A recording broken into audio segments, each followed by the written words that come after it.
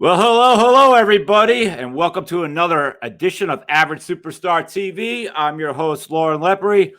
Please be nice and give us that subscribe, like, comment, and share on YouTube. We're also available every Monday morning at 5 a.m. on Spotify, Stitcher, Amazon, and iHeartRadio. This week, we jump back into the independent film world. We have a really awesome guest here, a guy who's that local guy out of the Philadelphia area. I have a lot of mutual friends in common with this guy. I also worked one of his short films that he had a hand in. And this guy is a director, an editor, and a cinematographer. He is the owner of Thinking Arts Entertainment. He has helped put out films such as Delicious and Kill or Be Killed. We're currently pushing his short film called Stalked, which he's trying to push into a feature, which we'll get to shortly. But everyone, please welcome to the show, Wesley Mellott. Thanks for having me. I literally told you right before the show is about to start, my dog will probably jump up on my lap. And not only has she jumped up on my lap, but she's jumping up on the desk right now. And I like that because that's now the third animal that has jumped onto my my guest. But yes, flash that one up there. What's the name of it? What's the name of the dog? Minnie, you're going to be internet famous now. Yeah. Yeah, you're gonna have to get your own IMDb credit and Facebook page and sweet. Oh gosh. So yeah, friend, we definitely run a lot in the common of same circle here. So yeah, we do. How did you know when you were younger that you definitely wanted to be involved with film, or is this just something that eventually you got sent in that direction? Yes, I actually have known ever since I was a wee little lad that I've always wanted to be into film. In fact, I know a lot of people are getting their starts when they're super young now. They're getting cameras and they're starting to learn editing and all that stuff. But me and my friend Andrew Glessner, who's the co-founder of Thinking Art Entertainment with me, we didn't have cameras or anything like that. So we just ran around reenacting movies and stuff without cameras when we were kids. So it's always been a lifelong passion of mine to be a filmmaker. Sweet. So you did, and then I guess right after high school, you jumped right into film school and everything, going to college for it? Yep. I went to Penn State and studied film studies. And then right outside of college, couldn't really find a job. So that's whenever Andrew and I made Thinking Art. And we made 2 feature films that no one will ever see. And from there, we decided that, we weren't going to spend 2 years of our lives on movies that no one were going to see and that were just awful. So we decided to make the jump into short films because we felt that we could get better at our craft faster by making short films. Without a doubt, I made 6 short films, and I always said 3 of those no one's ever going to see. But that's also where you make your error. That's where you're allowed to make your error. So when that time you get your feature, you're like, this ain't happening, So yeah, it's definitely good advice for anybody in the film business that's listening to this that wants, to start. Make shorts first. Don't jump into features. But we learned that the hard way. Yeah. In your page, Thinking Arts Entertainment on YouTube, that's it. You got a big following there. I mean, your videos are well done. Between you got your short films up there, your making of, your interviews with your cast, your do's and don'ts. So, what brought that idea on? Did this all seem to come together? Was this you and Andrew just kind of bouncing ideas off each other when you create the page? So I've always wanted to do little making of featurettes because I think it's like a good opportunity. So whenever you're on set, especially for me, because I've transitioned kind of away from doing the cinematography for stuff that I'm directing. However, in the past, I have been the director and cinematographer on most of my short films. And in the past, whenever you're directing and doing the cinematography, you're so freaking busy that you barely have time to kind of just soak in the moment of what is happening. Like, you're bringing all these people together and collaborating and creating magic. And I just wanted to kind of document that process and be like a little time capsule. And from there, we started creating like the behind the short series, as I call it. So it's just basically an on-set of set experience of being on film set with us throughout the day. And then from there, it kind of grew into my thought process kind of transitioned to thinking of the YouTube channel as more of a business than just like a time capsule piece, you know? So that's where I started getting into doing videos on gear that filmmakers could potentially use, and doing reviews and stuff like that. So it's all been like a growing process. Actually, today we just hit 10,000 subscribers, so it's a pretty cool milestone. Big congratulations on that. Yeah, yeah. Thank you you. know, my YouTube page does not have that yet, but it's starting to grow. But it's only because I've been more consistent with these shows when I started 3 months ago. Yep. But before that, I was just uploading stuff. If they watched it, they watched it. They didn't. So yep. You're way ahead of me. I'm trying to grow here. So, but yeah, I key. Yeah, consistency. Yeah, every Monday I plan on doing 100 straight shows. Hey, everybody's. Yeah, that's amazing. Yeah. And I mean, kind of fell out of the YouTubing a little bit. I've just been so busy with freelance stuff that I haven't really had time to just sit down and make videos. So, well, one day, 1 week, when I get some free time, I will. But right now, I'm just too busy. But what you just said though is really what you wanted. You didn't say when you were younger. There wasn't a YouTube then, but like you weren't like, yo, I want to be this video YouTube guy. You said you wanted to make movies, so it's happening for you. So if you don't return to it, double congratulations. You know, you know. So thanks. And I think it was back in October. You and I worked together on Chloe Carroll's film Delicious. That was where I first met you. And, you know, it's kind of funny when you said you're this photographer, you're cinematographer, you're running all over. I hardly talked to you. Like, I just remember, like, because as you were saying, you're just trying to get this shot. You're trying to get this coverage. The house we were at, they were really cool couple and all that, but we're trying to get in and get all the shots, so we're not like, because I don't think they were exactly film people. I didn't think they understood how long we were going to be there, you know. So yeah, there's a lot of pressure. You run into that a lot. But you did that, and a couple months back, I think it was October-ish, I saw one of your short films, Stalked, and I didn't realize it. You know, this is when I started actually talking to you, because I wrote you right after. I was really impressed with that, because as soon as when the movie starts, I saw Buddy Kane and I saw Lauren Rivera, and I was like, I know 2 out of these 3 actors just like that. And I'm watching this dude, and I was blown away. I think it was like 7 or 8 minutes long, but a lot went into it. And then it was 20. 20. All right, now I didn't even seem that long. That's how good fast. it is. Yeah, but I just remember, like, at the end, I'm watching for like 3 actors, but they cast the crew is huge. It's just going and going. I'm like, oh, I know that guy was. I'm like, I'm writing him right after. I'm going home and writing that dude. I was like, you know, to say like how much I liked it, because trust me, for a guy that I ran 26 film festivals in Philly, and that's like amazing. a lot of the a lot of the stuff that I would get sometimes when it was local, I was like, oh my God, there's no lighting, there's no audio. It's the same 5 actors. They just changed roles again. I was like, so I usually roll my eyes. I was like, oh my God, this is awesome. I was like, when I see a home run, I'm like, you're getting the freaking praise. So I wrote you immediately.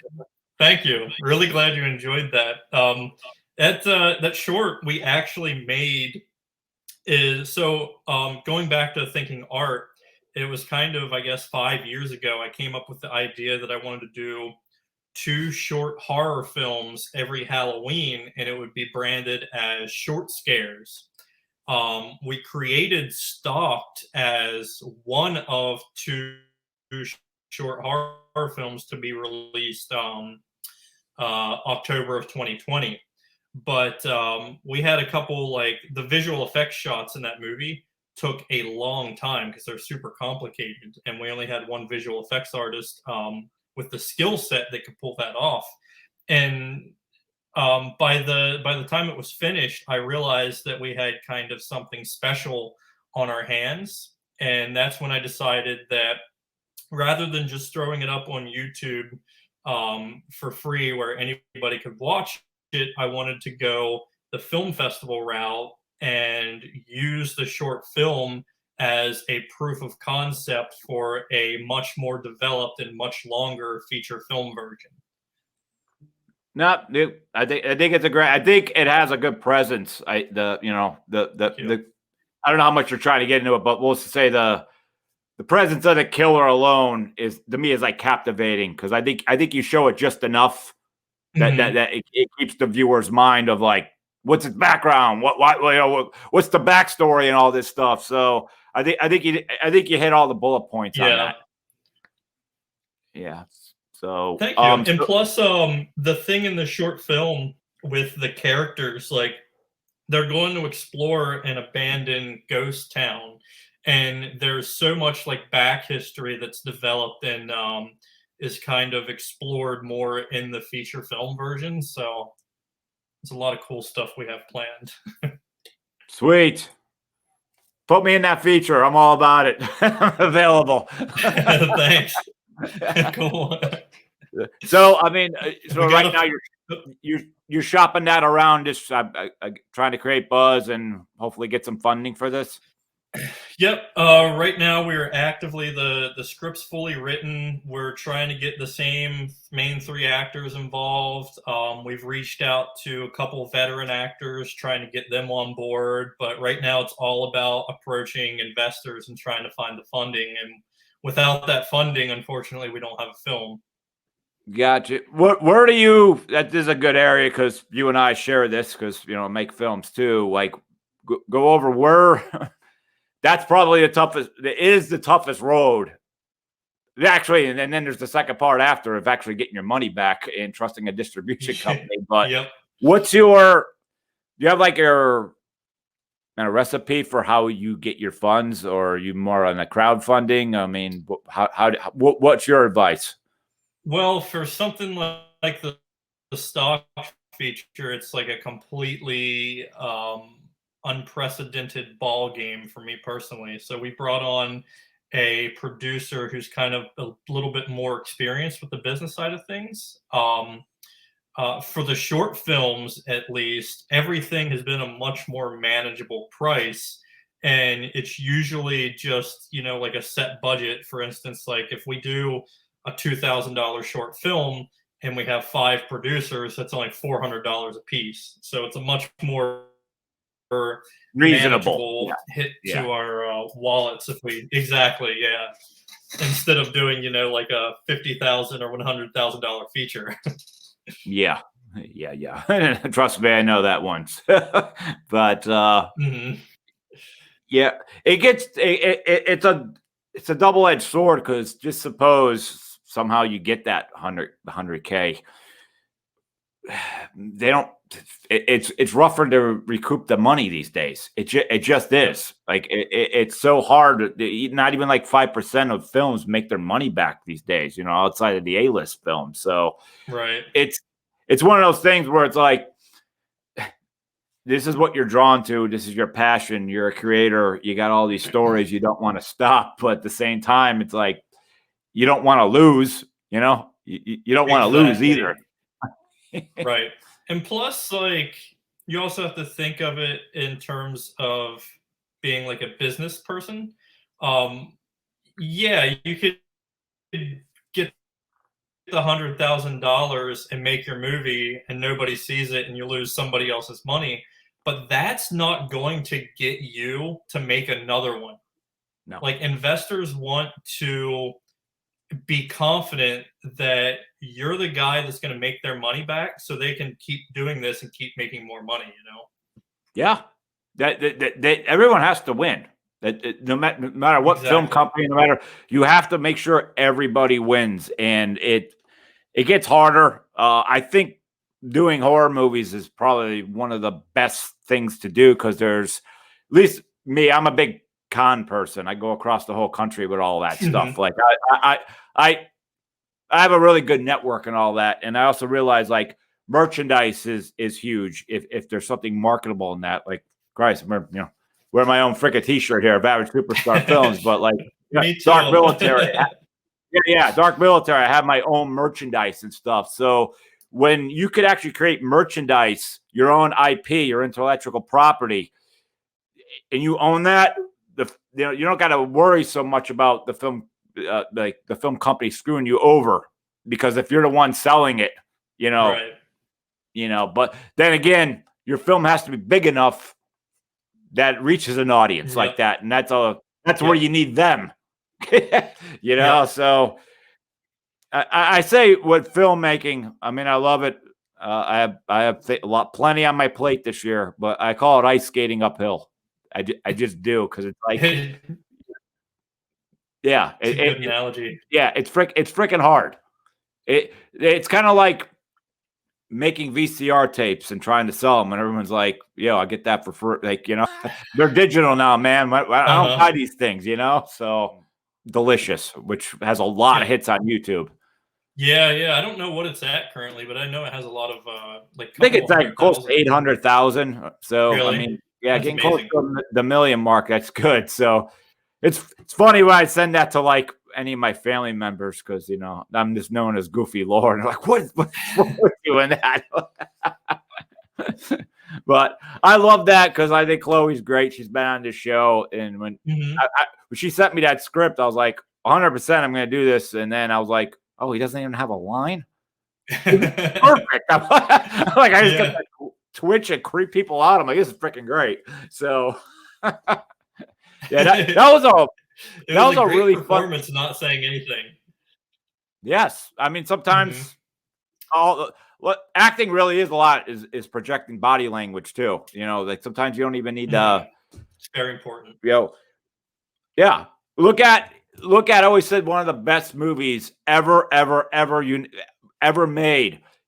Sigourney Weaver in Aliens acted with something that didn't exist. She acted with a queen alien, and them two staring at each other. There's no words, but you can see the intensity of like Ripley, like, you're responsible for all these eggs. You're responsible for my crew being, but you could see it in her face. She didn't have to say anything.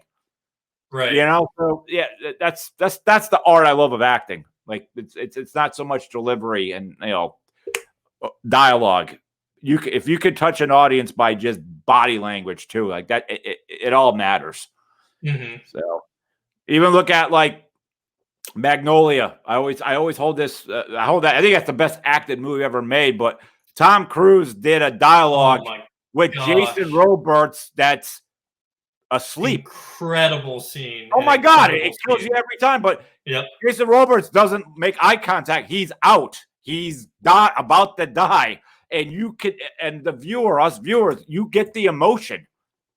I mean, it's a beautiful movie and an absolutely beautiful scene where he acts. I love how Paul Thomas Anderson especially has the confidence to not like cut away from that or do any other coverage or anything. He's just like, let this scene play out because it's brilliant. It is. Those are really, movies like that are really my favorite. Like, I love doing horror movies. I love the horror community, but I love acting driven movies. And Magnolia to me is probably the top best. Look at that cast across the boards, and like that's over what 3 hours. It's 3 hours. It's 3 hours and like 18 minutes, and it doesn't feel. You don't feel you're there for that long because it just flows. It's such a well-paced movie. Yep, those are the movies too. As much as I say I like them, that I feel. What are you doing here, kid? This is the bar. You're never going to be this good. That's the stuff that makes me want to step away. You know, so once in a while, like a Daniel Day-Lewis role. Once in a while, I'm like, yeah, dude, don't ever think you're getting here. Your horror movies, you know. So, how many short films have you done? Because I was on your IMDb earlier, and I mean, your list is huge. And like I just said earlier before we went live here, I was just watching Trick or Treat, and I like I like that. Like it was tight. Where do you come up with all your stories? Even like is this just random ideas? I don't know. You know, a lot of these, especially like the short films that we do for Halloween, it's usually a group of producers. So even though like one of us might write the script, the idea itself is actually you know, like 4 or 5 of us kind of just pitching ideas back and forth till we find something that we all kind of like. So that was kind of the similar situation with Stalked and Trick or Treat, where we are a group of producers. We knew we were going to make a horror film for Halloween that year, but we just needed to kind of throw ideas back and forth and just see what kind of stuck. Sweet. So you're out of the Philadelphia area as I am. Are you looking to make a jump anywhere, or are you happy where you are and you're keeping the flag in the ground? Honestly, I haven't really thought too much about it. Like everybody talks about LA, but then there's a lot of people leaving LA, and I don't really feel like I don't really feel like the industry is LA or bust anymore. Like what it used I think it's Atlanta or Atlanta and New York. Yeah. Exactly. Atlanta, New York. And I mean there's great stuff being made you know, in Philadelphia. Look at the Creed movies coming here. M. Night Shyamalan films his movies here. Adam Sandler just filmed his movie here. I mean, especially with COVID, the industry is just a different landscape than what it was, you know, 5 years ago. And to me, if like if some sort of big opportunity presented itself, I would absolutely consider making the move to LA. But I think like right now, I'm just going to focus on making the films that I want to make and trying to make them with the people that I know I can make them well with. Yeah, you seem to gotta have a good bunch around you. So I mean, you seem very consistent. Like in 2020, I made one quarantine film basically to keep me busy in the summer, and then I was kind of done for a while because I didn't know. I was scared to start something, and then someone coughs the wrong way, or I was just scared of getting shut down. You know, so. Yeah, here I am this year trying to get back into things. So I'm like I'm like the dog that got out in the backyard this year. Like I'm gonna have a big summer into the fall, like nothing stopping me. But one of the adjustments I made is I shortened cast. You know, I'm trying to not, you know, especially how I had when I did my dark military movie, I had like 70 actors through that entire shoot, and I don't think I could ever do that going forward. Like. For a while, because last thing I need is halfway through, you know, someone gets scared or anything. I can't. I know how I act and man up and stuff, but I can't tell other people, here's what you have to do. You know, by when you come with me, that's not right. So you know, but yeah. So you're also shooting speaking of my dark military film. One of my cast members, Darren Archer, you're shooting his film currently. I am directing and co-DPing the feature film Talons of the Phoenix, which is produced by Darren Archer, and he also has I don't want to say starring, but he co-stars in the movie because there, like you said, there is a big cast in that movie as well. I think all in all, there's close to like 50 some speaking parts in the movie. Wow, that's awesome. And I think that's down. If I correct me if I'm right or wrong here, but I think it's being shot down near Gettysburg. Is it? Yep, it's been most of our days have been around the Gettysburg area. We've done 2 days at the Hagerstown Airport, which is really cool. They have an awesome World War II like airplane museum and have a couple like World War II style trucks and stuff that we got to like drive around in the background of some scenes. It was really cool. And then we did a couple days out in Carlisle, if you know where that is. Those days, whew, that was a challenging shoot. We did it on a YMCA campus, like campground, and we turned that campus into like a Nazi camp, Nazi POW camp. So, and the hard part was that was when it really started to get cold, and no one had cell service whatsoever. So it was kind of like a blessing and a curse at the same time. Curse, like you couldn't call somebody and, you know, like it's at one of the other buildings and ask them to grab something for you. So we had to use walkie-talkies. Blessing, it kind of made like the cast and crew tighter because no one was on their phones during breaks or anything. We were all just talking to each other and getting to know everyone.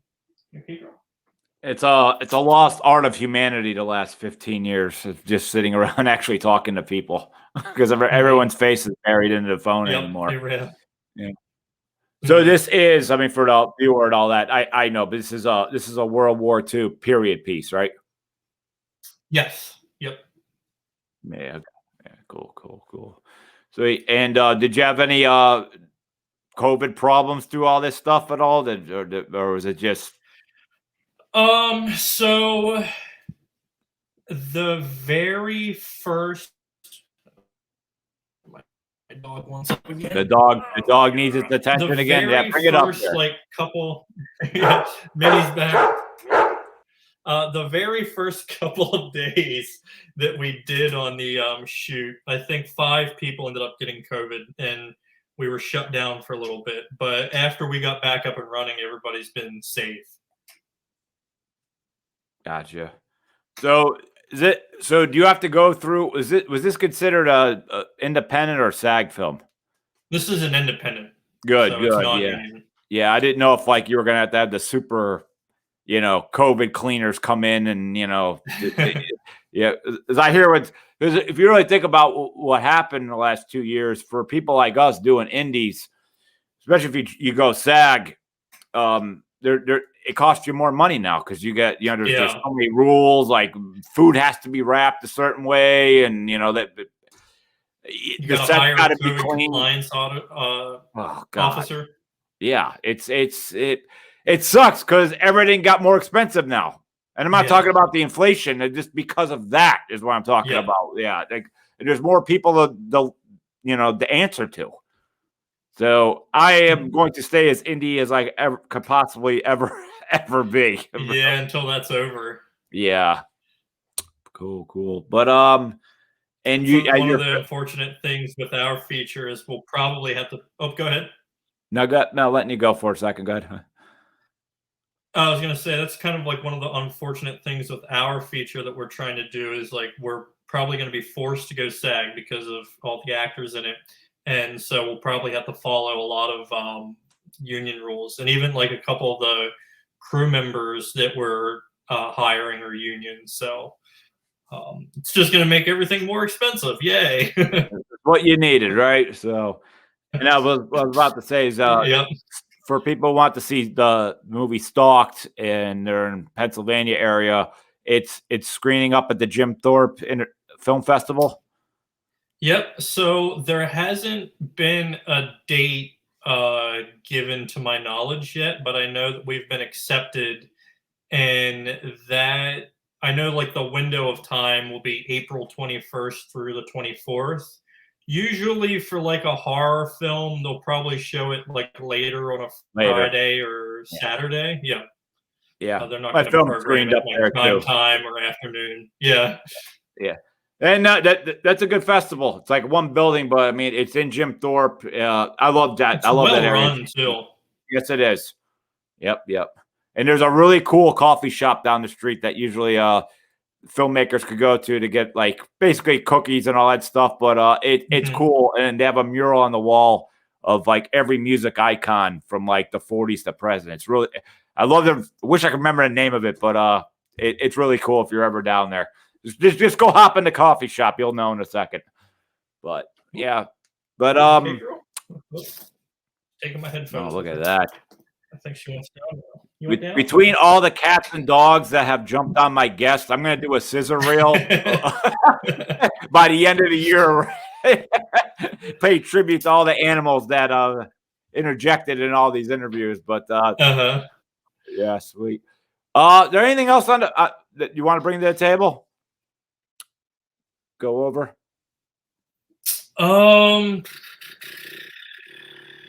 always like to give my guest the floor. I mean, Stalked is the big one. Stalked is the big one because we're trying to film that in the feature in September, and you know that movie, because of the location, we're really kind of stuck to a certain time of year before corn dies, since the cornfield plays such a big part of the movie, or for a full another year to film it. But I have faith and confidence that we can pull it off and get everything we need to do it in September of this year. Sweet. Well, two more things on Stalked. Number one, my plate. I'm available for September if you need Okay. for that. And no, two. Is there anything that any of the viewers could do to help you with Stalk? So right now the film isn't available to publicly watch, but if people are interested in seeing it, they can go to the Jim Thorpe Film Festival, and if they like it, talk about it. I know that like one of the coolest things for me personally has been, did you go to the Mutant Fest at the Mahoning Drive-In? No, for a record, I go up there a lot, but I did not get up to that one. No, I did not. So that was such a freaking incredible experience.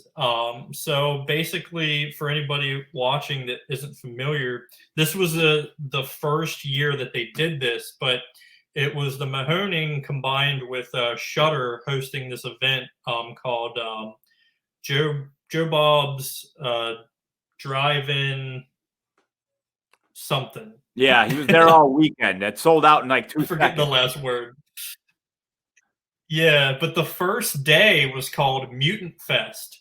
And basically it was just a film festival of indie films, like really, you know, low budget films that no one can see on, you know, on like Amazon or Netflix and stuff. And Stalked was one of the featured films, I think one of 10 featured films that got the show on the big drive-in big screen.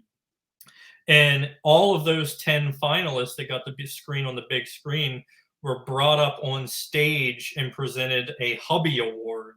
So I got to go up on stage, meet Darcy and Joe Bob, and get presented with this Hubby Award in front of, I think they said it was a sold out crowd of over 800 people that were there just to watch little independent movies on the drive-in screen. It was an incredible experience. And whenever I said that we were trying to make a feature out of it, people started like honking their horns and screaming and everything. It was a really cool experience.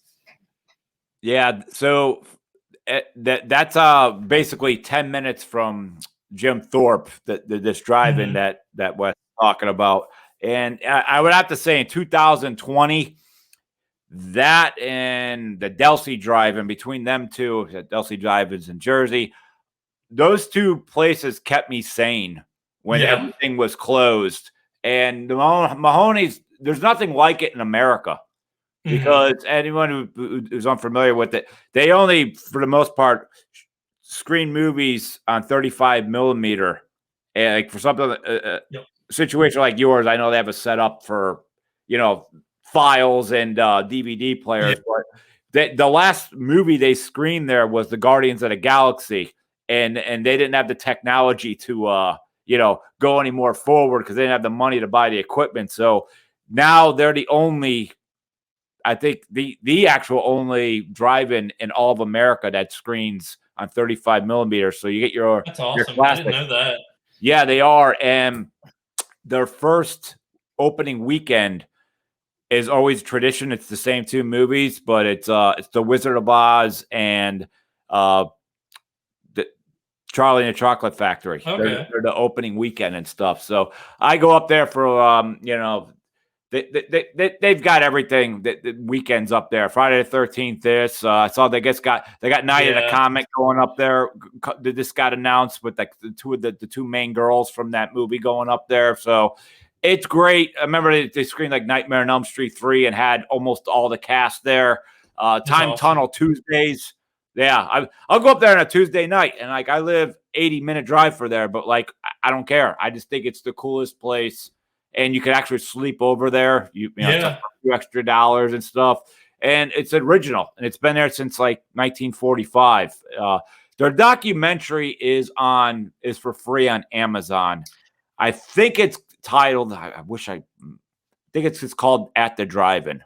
I didn't get to meet the guy, but I know that the director that made that film had his follow-up documentary screen at Jim Thorpe last year. Okay. Yeah.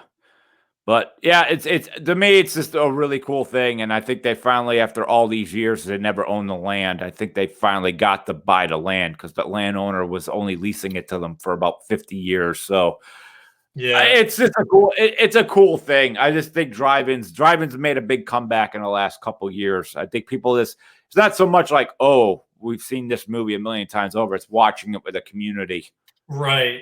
Especially for something like the horror community, this place is perfect because with a lot of movies, you just go to, like a shopping mall, you go in and see a 2-hour movie and you walk out and you go home. But there, you go with friends and you hang out and you spend the day watching movies. Well, maybe not the day watching movies, but the night watching movies. Yeah, and I remember even last year there was Trauma. Lloyd Kaufman came up and they had like a Trauma Fest weekend, and I remember my birthday was on a Tuesday, and I went up there and they were screening Nightbreed. That's perfect. Let's go. It's a Tuesday. What else are we gonna do? So yeah, it was really awesome. But Wesley, I'm going to give you the floor, and feel free to plug away anything you need. Cool. So our YouTube channel is Thinking Art Entertainment. We have a bunch of short films that you can watch on our YouTube channel, ranging from dramas to a lot of horror, because that's what I've been doing kind of almost exclusively over the last couple of years. But feel free to give our channel a like, subscribe, watch our horror films. And yeah, keep an eye out for Stalked, the feature that will hopefully be filming this September. Sweet. Yes, and I would like to thank this audience for taking the time to tune in again. I will also ask you to subscribe to the Average Superstar TV on YouTube. And check us out every Monday morning at 5 a.m. A new episode drops on Spotify, Amazon, Stitcher, and iHeartRadio. Wesley, I'm a big fan of everything you're doing. I'm all about this stock feature. Thank you. And yes, I think you're one of the I think you're one of the key members of the Philadelphia area as far as independent of this being consistent. I like your work, and I thank you so much for being part of Average Superstar TV. You always got a spot here anytime you need to announce something. Awesome. Thanks so much for having me on. All right. And with that, we'll see you all next week.